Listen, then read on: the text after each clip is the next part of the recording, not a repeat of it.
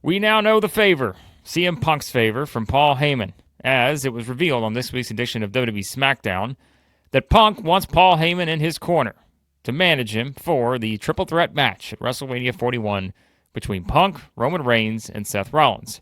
We mentioned that as one of the top three possibilities we did in the video last week, where it seemed like this was one of those where if you connected the dots going all the way back even before Survivor Series, when this whole first plan was set in motion to have Punk team with Reigns at War Games, and then the hint that the favor would be something significant for Punk, and it would also be something significant for Heyman, knowing that whoever this favor pertained to was going to be someone that Heyman was closely connected with, right?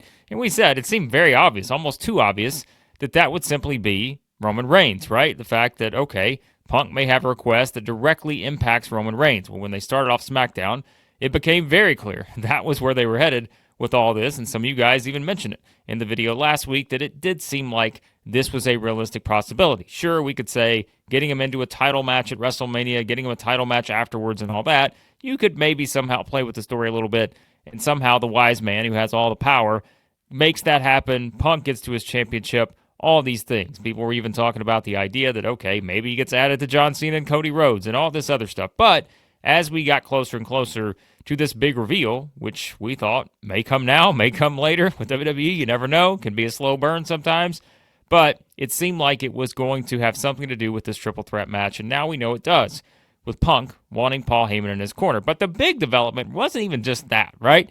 It was how everyone is going to react to this now. And I said, going back to it, if we talked about this possibility on its own, well, the mind games, everything that goes into that, knowing that if Paul Heyman is going to accompany CM Punk in his match with Roman Reigns involved, well, all of a sudden, the mind games start, right? Now, Roman Reigns is someone who is in a very interesting position because the interaction between Reigns and Heyman is where things, of course, got very fascinating because Heyman refused to back down, knowing that he said earlier in the night that he was going to say yes. No matter what the favor was, Paul Heyman was saying yes, he would do it. And then, pressed by Roman Reigns, Heyman did not back down from that. And we saw the intrigue there, the suspense, the drama start to build between Roman Reigns and Paul Heyman. Punk attacks Reigns, and we're off from there, right? But now this does come back to not just what Punk's getting from this, not just what could happen with Rollins being the person who may benefit from this whole thing, having the sort of war between CM Punk and Roman Reigns now with Paul Heyman in the middle, but Roman Reigns becomes, as always, kind of the central focus here because now this is going to change everything for Roman Reigns, right? And why do we say that? Well, if you really think about it and you look at kind of this setup, right? Remember what happened after WrestleMania 40, where all of a sudden everything truly had changed for the Tribal Chief. He no longer had his championship. He no longer had his bloodline. He no longer had his Wiseman. Everything was different for Reigns. Of course, he eventually made his triumphant return and then eventually reconnected with Paul Heyman, got the band back together for Survivor Series. But now, everyone once again kind of back on their own, right?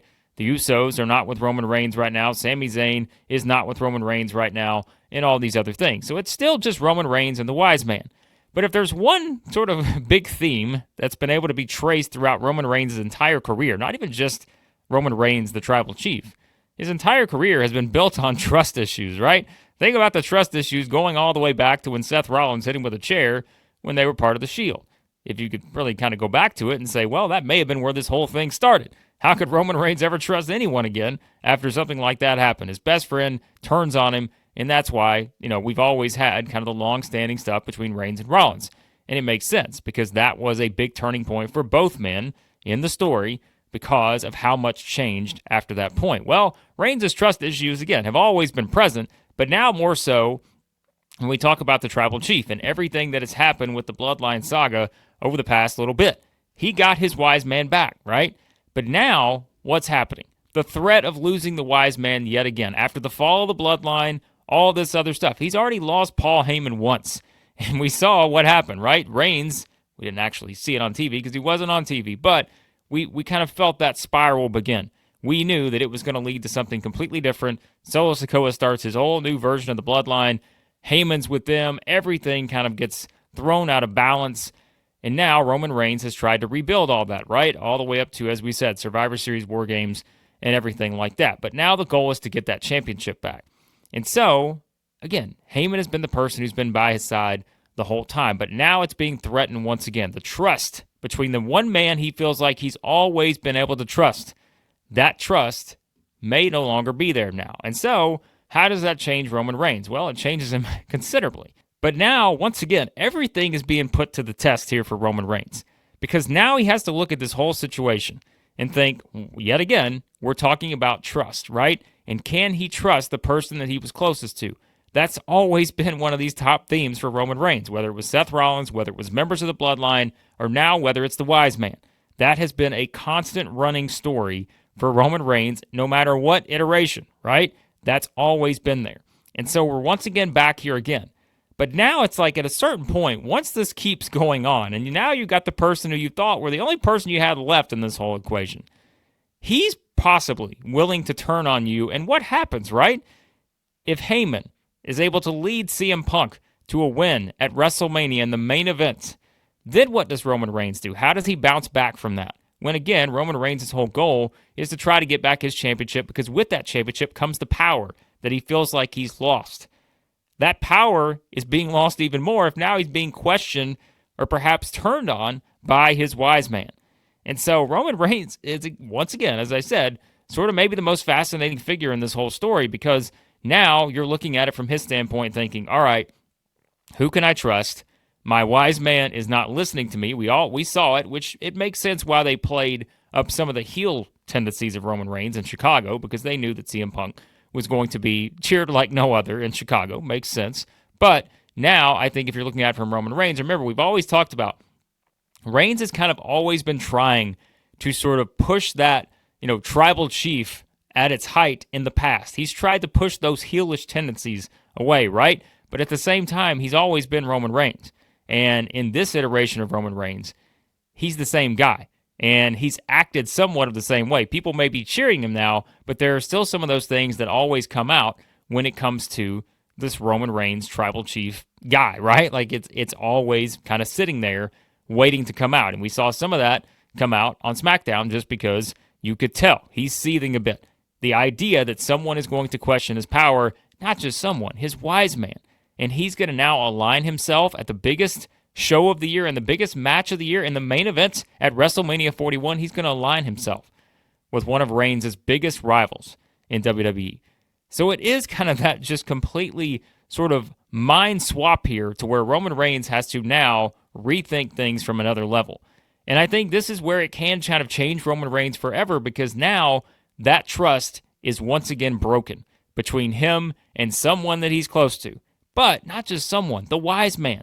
The person who has all the answers. Who was Roman Reigns calling when he was trying to get all the answers? It was the wise man. He's always been the person he's turned to.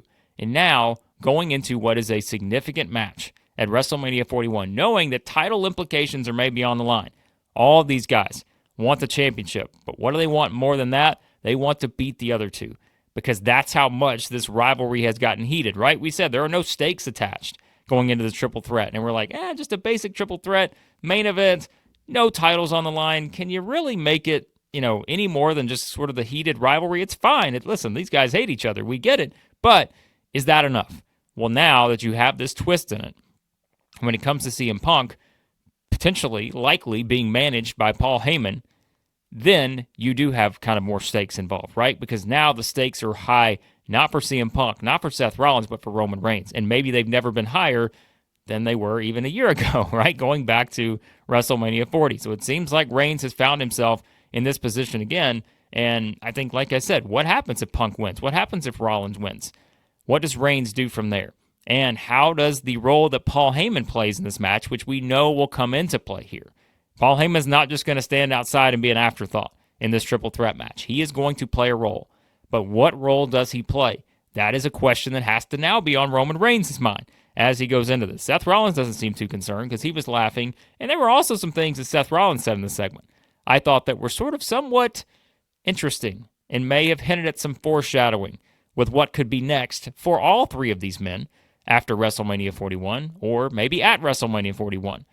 I'm going to explain that in another video that I have coming up. But to stick with the Reigns theme for now, because there's plenty we can talk about with the other two, I think it's one where now this is the kind of thing where if that trust between him and the wise man is broken, not just the wise man's MIA like he was after WrestleMania 40, because Reigns was the same, right? These two had gone their separate paths, but ultimately Reigns came back to save the wise man. He came back knowing what was happening to the bloodline. It took him a while, but eventually he got there.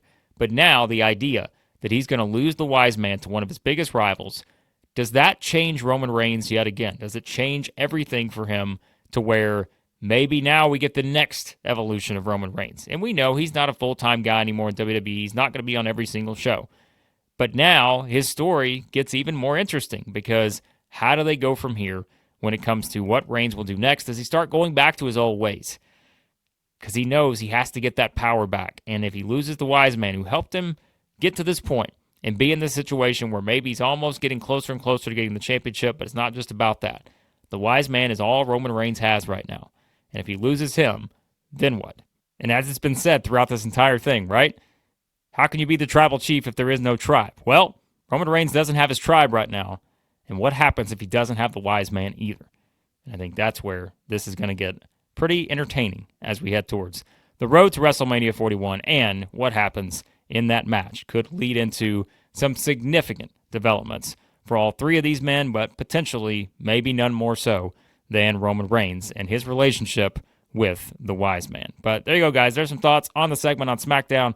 Thought it was really good. Thought it was very well played out. What did you think of the favor? Were you disappointed? Do you think it's underwhelming? Or was this about what you expected when it came to what was going to be next with this whole saga with Roman Reigns, CM Punk, and Paul Heyman? How do you see this playing out at WrestleMania 41? Let me know your thoughts. Always enjoy your feedback, guys. Be sure to hit that subscribe button, hit the like button as well, and let me know your thoughts on what's next for this saga, the triple threat match. Roman Reigns, CM Punk, Seth Rollins. Will this change Roman Reigns forever?